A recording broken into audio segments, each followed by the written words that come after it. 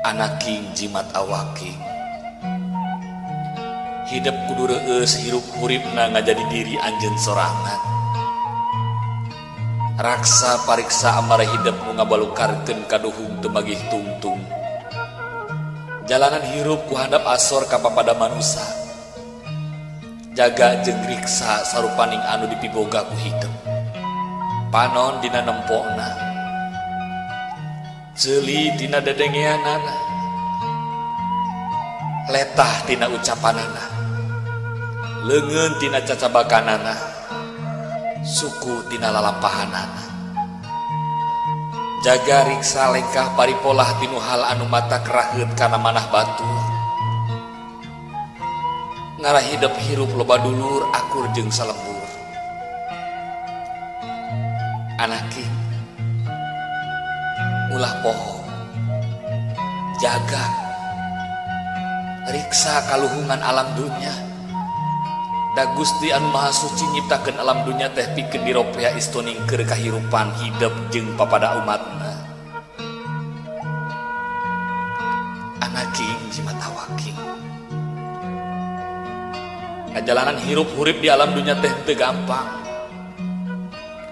Hidup moal salawasna ngajalanan datarna hirup, bakal nincak kana tanjakan jeung pudunan. Omat hidup ulah kutur, salawasna eling kanu Maha Agung, nyembah kanu Maha Kawasa, turutkeun papagon ageman, jalankeun pituduh karuhun urang. Anaking jimat awaking dina unggal renghap nu jadi indung bapa keluar doa anu mustajab pikeun anak-anak nangara hirup pinanggih jeung kabagjaan. Kajebaran pikeun pibekeleun dina ngoni ngajalanan sagara kahirupan di alam dunya. Omat anaking hidup kudu silih asah, silih asih, silih asuh, silih kalingakeun nyadiri, silih simbeuhnya kadeudeung, deheuskeun duduluran, raketkeun babarayaan, ulah rek pakia-kia, ulah rek pasalia paham, hamo nepi ka papaseaan.